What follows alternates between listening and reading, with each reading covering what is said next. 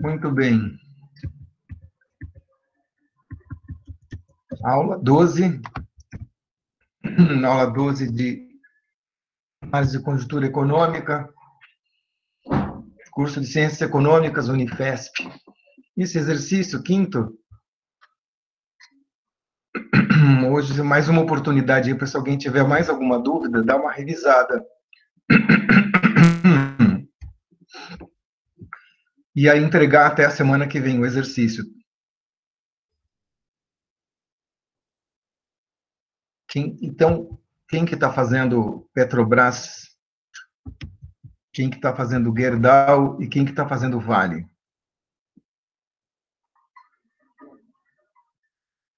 Do grupo de vocês aí.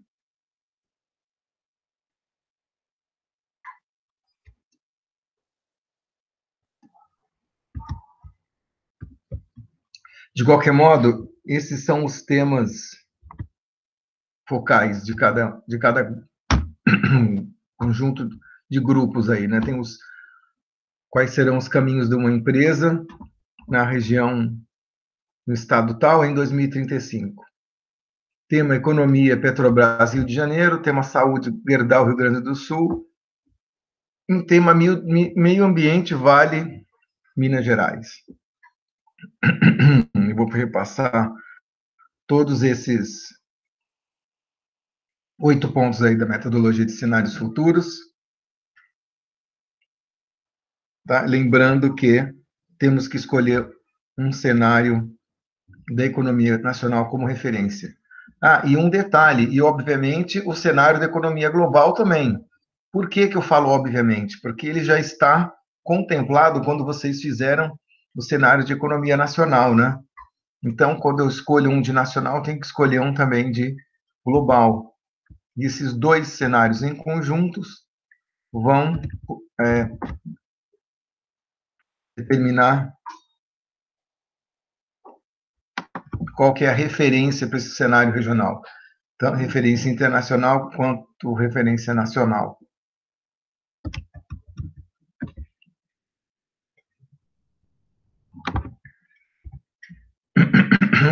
Seu tema é, no caso aqui, um exemplo que eu estou dando não é exatamente igual a esse grupo que vocês estão fazendo da Vale, mas é parecido, então dá para a gente ter uma ideia que o grupo da Vale Minas Gerais 2030 fez esse trabalho que estamos elaborando a partir de agora. Note que o grupo seleciona e coloca aqui nessa apresentação quais foram os seus cenários internacional e global, respectivamente, de referência. Tá? Então, no caso aqui, cenário internacional de referência é um no qual o avanço tecnológico é exponencial e a ordem política é radical. Já o cenário nacional, a ordem política é moderada, mas a segunda variável, a incerteza é outra, é com relação à economia. Nesse caso, a economia em lenta expansão. Então, é um cenário de baixo crescimento econômico, porém, com ordem política mais moderada. Tinha sugerido também que vocês colocassem, logo após essa discussão aí de quais são os cenários de entrada, ou de referência, melhor dizendo, fizessem também uma contextualizada para quem não conhece a empresa, né? Uma contextualizada. Então, seja Petrobras, seja Gerdau, seja Vale, aonde que ela atua, como que ela atua, qual o tamanho da empresa, faturamento, funcionários, tipo de produtos que ela atinge, tipo de regiões que ela trabalha. Por exemplo, a Vale tem uma produção de minérios muito grande em pelo menos 2 estados, que são os estados de Minas Gerais e Pará, respectivamente. Mas a Vale tem uma atuação também importante no estado do Espírito Santo e Maranhão por conta dos portos e da ferrovia que liga a produção de minério de Minas Gerais e do Pará, né, com esses dois estados, Minas Gerais e Espírito Santo e Pará com Maranhão. Então, tem alguns detalhes sobre a empresa que são importantes, que é legal apresentar para as pessoas que não conhecem, né, que também, certamente, aqui a Vale estou mostrando alguma coisa, mas não só a Vale, né, a Petrobras e a Gerdau também tem algumas informações específicas que a gente não conhece, né? Então, por exemplo, a Gerdau é uma empresa de origem gaúcha, mas que exporta aço para todo o Brasil e que, inclusive, produz no exterior, né, tendo comprado, adquirido algumas siderúrgicas nos Estados Unidos, por exemplo. Então, esses detalhes é legal apresentar e colocar. Mesma coisa a Petrobras, que é uma nossa grande estatal do setor de produção, refino e distribuição de combustíveis, que até hoje ela é uma das grandes empresas. Por exemplo, no Petrobras, cabe mencionar, né, que ela é a sede no estado do Rio, maior parte da produção, tanto do pós-sal quanto do pré-sal, grande no estado do Rio de Janeiro, um dos maiores, mas também em outros lugares da costa, inclusive a produção do pré-sal, na Bahia, chamada Baía de Santos, que vai desde Santa Catarina até Espírito Santo. Então, tem alguns detalhes que é importante colocar. No caso da Petrobras, também talvez compense falar alguma coisa sobre a reestruturação pela qual ela está passando, continua passando, né? Depois de alguns anos aí de problemas administrativos, com gerência administrativa na sua gestão, e a perda de alguns ativos por conta disso, né? Enfim, uma boa contextualizada de cada empresa é interessante colocar no início dessa discussão. Como no caso específico da Vale, acho que a grande contextualização é os dois desastres ambientais pelo qual a empresa acabou se envolvendo, uma com a sua subsidiária Samarco, na cidade de Mariana, em Minas Gerais, e o outro com a barragem de Brumadinhos, que se rompeu na cidade que fica perto de Belo Horizonte.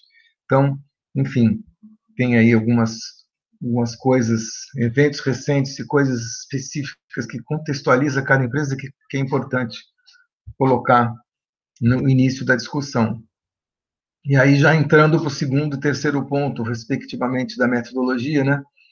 Os fatores chaves do ambiente interno do cenário, que no caso é da Vale em Minas, por exemplo, e os ambientes externos, que são externos à Vale em Minas Gerais, tá certo?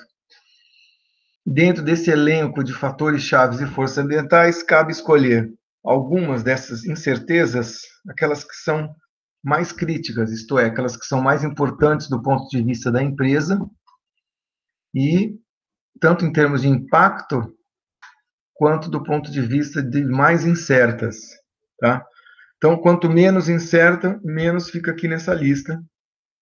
Quanto mais incerta e que, ao mesmo tempo, tem mais impacto na empresa, vão para uma lista aí de 5 incertezas críticas. E aí, finalmente, num exercício final, aí cabe combinar e algumas das incertezas, combinar entre si, deixar uma, ou escolher aquelas duas que são, de fato, as mais incertas e críticas ao mesmo tempo. No caso desse grupo, aí eles escolheram que a regulação e investimento em P&D e manutenção vão ser as duas incertezas mais críticas para a Vale nesse período aí até 2035, de hoje até 2035. Talvez aí faça sentido, por exemplo, que investimento em P&D e em manutenção entre como uma das principais incertezas críticas, talvez não entrasse se isso fosse feito há, sei lá, 15 anos atrás, quando eu trabalhei lá, ou em outro momento, uma vez que justamente essas variáveis se tornam, né, vitrine aí, onde todos vão ficar de olho, né, para que não ocorram outros desastres ambientais com a empresa de impacto. Então, na verdade, uma variável como essa aqui, se ela tivesse sido feita um acompanhamento há anos atrás, muito provavelmente hoje não estaria com com problemas ambientais, né? Ou seja, as barragens já mostravam que tinham algum problema há algum tempo, né? Isso hoje já se sabe disso, né? Até noticiaram que vazou de dentro da empresa para fora. Essa questão de que o investimento em manutenção já vinha caindo há algum tempo. Enfim, de qualquer modo, foi escolhida aí como uma das incertezas críticas, os dois limites seriam baixos ou altos investimentos em P&D e manutenção. Quanto à regulação, que é uma também, não se sabe até que ponto a empresa será apertada, entre aspas, né, pela legislação, apertada novamente, no âmbito desse impacto ambiental gravíssimos dos dois acidentes no qual a empresa se envolveu, né, e até que ponto que a regulação vai ser colocada. E os dois extremos aí seriam, então, uma regulação mais rígida ou uma regulação relativamente flexível. Então, seriam aí as duas incertezas com seus dois limites. Duas incertezas, dois limites, dá 4 cenários, com 4 combinações, e a combinação mais benigna do ponto de vista da empresa, claro, seria esse cenário no qual os investimentos são altos e a regulação é mais flexível. Já o cenário oposto, né, o mais difícil, seria no qual o investimento é baixo e regulação rígida. Dois outros cenários intermediários também são importantes, devem ser delineados, porque são as outras combinações, né, de investimento alto e regulação rígida, ou investimento baixo com regulação flexibilizada. Aí cabe aí da agora em diante uma olhada mais detalhada sobre cada um dos 4 cenários, tá? Mas antes até disso, com relação às duas variáveis, né, o que também é importante, até para a elaboração das estratégias e implicações e estratégias, melhor dizendo, cabe dar uma olhada nas causas fundamentais que arrastam ou fazem com que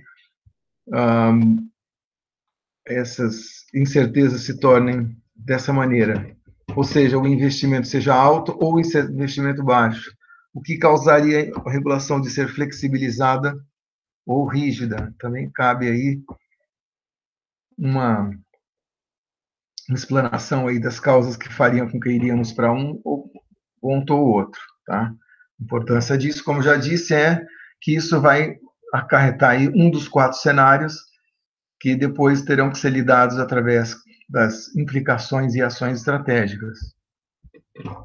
Bem, e aí, finalmente não, desculpe, uma descrição, uma historinha, né, sobre cada um dos 4 cenários. Por exemplo, um cenário faz parte do meu show que sinaliza investimentos altos e regulação flexível, né? Porque como seria o mundo para a Vale em 2035 se isso se especificasse? Em outras palavras, se a empresa conseguisse, ano após ano, ter aí um investimento em P&D e manutenção acumulado, e, ao mesmo tempo, o governo iria colaborando, entre aspas, né, no sentido de colocar uma regulação não tão apertada. É como se a regulação fosse, o governo confiasse, entre aspas, que a empresa iria, né, tomar iniciativas para não repetir a situação de Mariana e de Brumadinho, e, ao mesmo tempo, a empresa sinalizasse que, com investimentos maiores em manutenção e em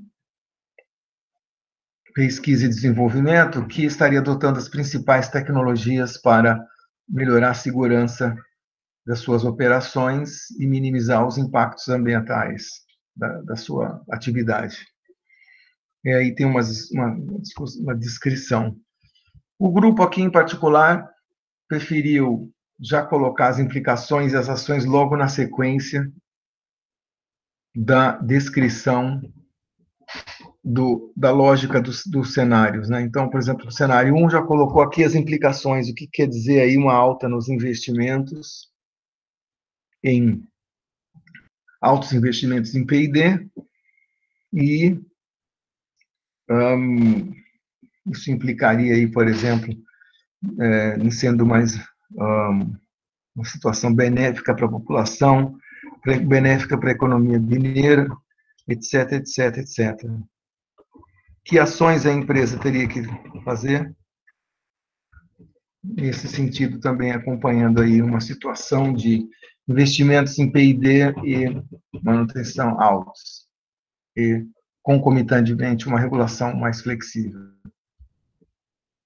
Já o cenário 2, que seria, tento outra vez, cenário de flexível, regulação flexível, porém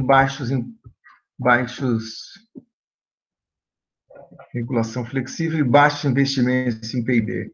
Tá? Então, aqui também é uma historinha, né?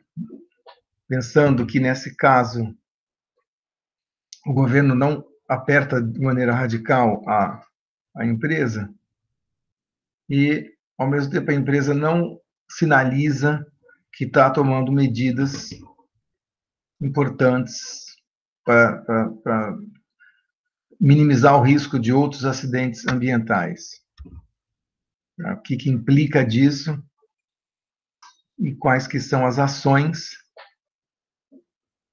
a serem tomadas pela empresa nesse caso, né?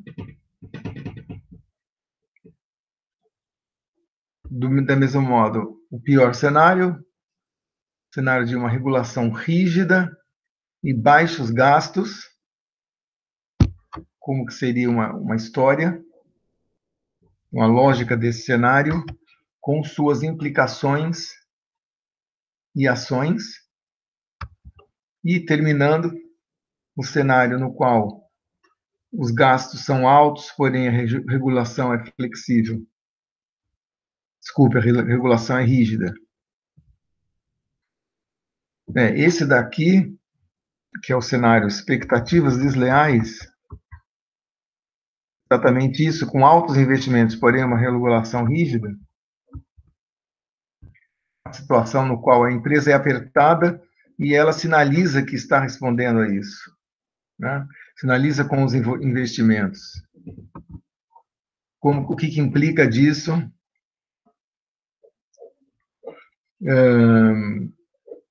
E o que implica das ações? Quais seriam as ações da Vale? Um importante ponto que eles estão colocando aqui, na verdade, isso está nos dois cenários, está tanto no 1 quanto no 4, é que uma empresa que investe mais em segurança, em P&D, acaba investindo menos na expansão da produção, né?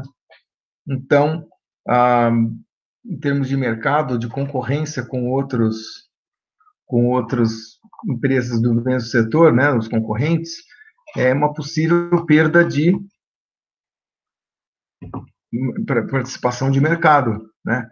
Porque os investimentos estão canalizados para P&D e para manutenção. Claro que o ideal seria um balanceamento, né, de investimento, também, não só na segurança, mas também investimento no aumento da produção, mas aqui não é possível, porque os investimentos são mais altos em manutenção, né? Então, tanto no cenário 1 quanto no cenário 4, tem essas implicações, né, de deslocamento de investimentos. É um ponto importante, né? Ainda por cima, aqui ainda a mais, ainda tem uma pressão regulatória maior, né, para a empresa. Muito bem. Do ponto de vista dos indicadores, e aí já chegando no último ponto da metodologia, um indicador óbvio para quem escolheu investimento em manutenção em P&D é justamente o acompanhamento desse indicador de valor de investimento, mês a mês ou ano a ano, pelo menos, nos principais pontos de gastos, né, com manutenção e gastos com P&D. Acompanhamento ano a ano, aqui são dados históricos, então a ideia seria, obviamente, nós estando em 2020, acompanhar 2021 para frente, fechando esse ano 2021 para frente, ano a ano, e acompanhando para ver se o gasto com investimento estariam levando para cenários com alto valor de investimento ou cenários com baixo valor de investimento. Então, aí seria um indicador muito importante aqui, nesse caso. Né?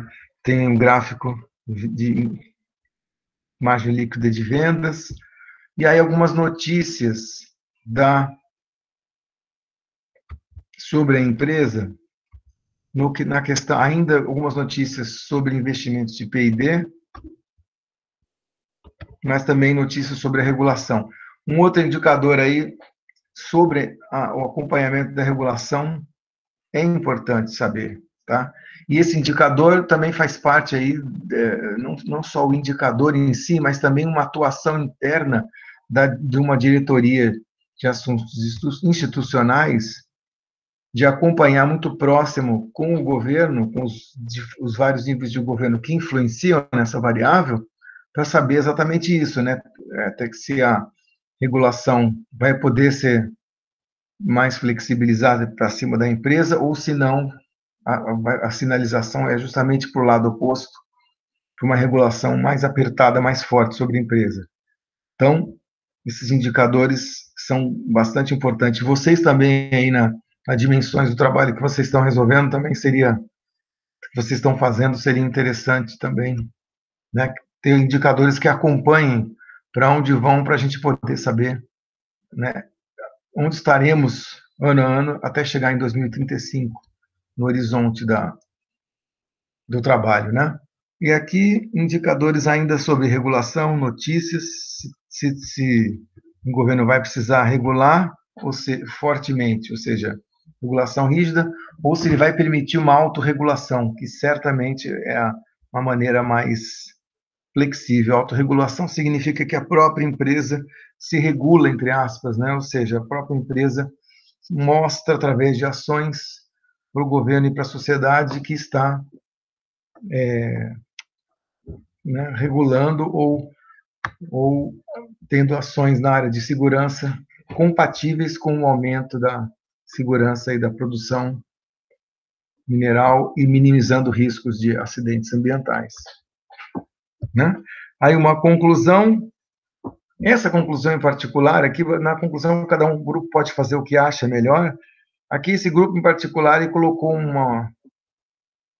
como é que eu vou dizer, um gráfico do valor da ação da Vale no período recente, nos últimos 5 anos aí parece, mostrando que apesar dos dois acidentes, tanto de Brumadinho quanto de Mariana, que embora aí tiveram algumas quedas no valor da ação, o valor da ação da empresa continuou se valorizando, só que nesse período mais no final é que ficou estável, né? Mas que houve uma valorização aí de longo prazo da ação da empresa. Então, o grupo quis sinalizar isso, mas também outra coisa que o grupo fez também de interessante é, dentro desses quatro cenários que eles elaboraram enfim, para as pessoas, para a plateia, no caso, né, pensarem aí as possibilidades de futuro aí para a ação da Vale nesses próximos anos, qual cenário dentre os quatro, para eles, é o cenário mais provável? Por alguma razão, né, o grupo achou que o cenário de baixo investimento, de regulação flexibilizada, é o mais provável. Então, eles sugeriram aí qual seria um cenário mais provável, né? Um cenário de referência para o grupo. Enfim, aí eu deixo para cada um escolher aí se acha que convém fazer isso.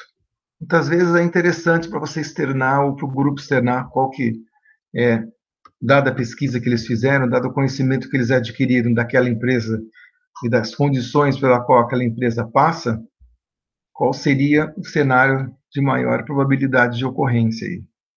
Então, também pode ser colocada a guisa de conclusão essa ideia do cenário mais provável. Né? Bom, é isso. Então, a pedido, eu também fiz essa revisão aí sobre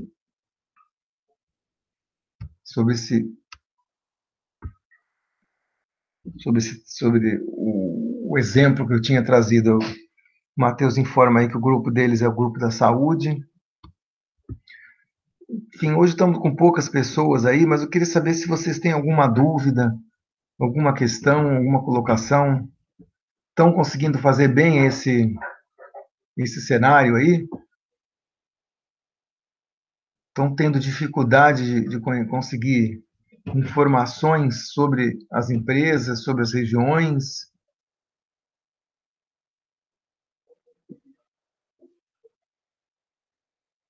Não, né? Professor, o meu e da Yasmin é sobre a Vale também, é do meio ambiente. A gente começou a fazer ontem, por enquanto tá tranquilo. Tá. Vocês estão conseguindo, tranquilo, né? As informações, conseguindo. O interessante é que acaba sendo um pouco parecido, né? Ah, tudo isso que a gente descreveu aí, só talvez estender um pouco mais o período de tempo, né? Mas as condições são mais ou menos parecidas. Agora, para vocês, provavelmente escolheram outras variáveis também, né? Porque, enfim, são muitas incertezas críticas aí. E outra, também essa foto dessa apresentação foi feita em primeiro semestre de 2019. Agora estamos um ano e meio, quando nem se sonhava ainda que iríamos passar por um período de pandemia, né? Mas agora, com um ano e meio adentro e já com vários meses com a pandemia, né? Isso daí certamente deve ter afetado o cenário de vocês, né, no qual vocês estão planejando e tentando capturar as informações. E outra coisa também é que em um ano e meio deu para caminhar aí com algumas dessas ações que a Vale pode ter feito nesse período com relação a investimento em manutenção e investimento em P&D, né? E, enfim, aí também pode ser que... O que eu estou querendo dizer é que quando você faz um cenário, né, de hoje para 15 anos para frente, que se passa um ano e meio, 2 anos, você tem informações novas que já está fazendo você caminhar em direção a alguns desses cenários, né? Então, enfim, a situação que esse pessoal fez essa discussão versus a situação que você está fazendo agora, já tem aí variáveis novas, né? A gente falta fazer agora os cenários, os 4 cenários e a conclusão. Mas basicamente o resto a gente já fez. E a gente pensou isso também. Porque, por exemplo, de Brumadinho já faz 5 anos. E, na Sim, verdade, de Mariana já faz 5 anos. E sim, Brumadinho faz quase 2 anos, né? Então a gente pensou que agora teria como alimentar melhor essa apresentação. Mas sim, é bem parecido também. perfeito. Legal, Sofia. E aqui o Luiz Gustavo está dizendo que tem um grupo dividindo as tarefas, fica menos pesado, certo? Dividindo tarefas e algumas delas vocês, uma vez, também podem debater em conjunto também, né? Eu imagino que na hora de escolher as incertezas, vocês devem ter aí debatido juntos. E aí sim, na hora de elaborar cada um dos cenários, as descrições, as lógicas dos cenários e as implicações e ações, aí talvez você possa dividir, né? Algumas tarefas é bom fazer junto. Tipicamente, escolher, né, das forças ambientais e fatores chaves, escolher as incertezas críticas. E daquelas incertezas, escolher as duas principais, é bom todo mundo opinar, né? Mas concordo com vocês que aí depois, uma vez feito isso, cenários estão mais ou menos delineados, aí você pode e deve até dividir em tarefas, Gustavo. É isso mesmo. Tá, então vocês acham que conseguem entregar até a semana que vem, né? Esse exercício 5. Aí vai ficar faltando pouca coisa, porque os principais ferramentas de análise de cenários a gente já viu, né? E vocês aí exercitaram bastante, né? E esse é um curso mais de final uma disciplina de final de curso. E eu estou vendo ainda se cabe ainda nas aulas que faltam, tem pouco tempo ainda, se cabe colocar mais uma outra ferramenta ou mais alguma outra discussão de final de curso, discussão de leituras aí, uma vez que essa disciplina é uma daquelas que fecham, né? Fecham o curso de economia, aí, não sei se todos vocês estão no último semestre, mas é uma disciplina de fim de curso aí para fechar com chave de ouro, esperamos, a formação de economistas de vocês. Bom, não sei, alguém tem mais alguma dúvida, mais alguma pergunta, mais uma colocação?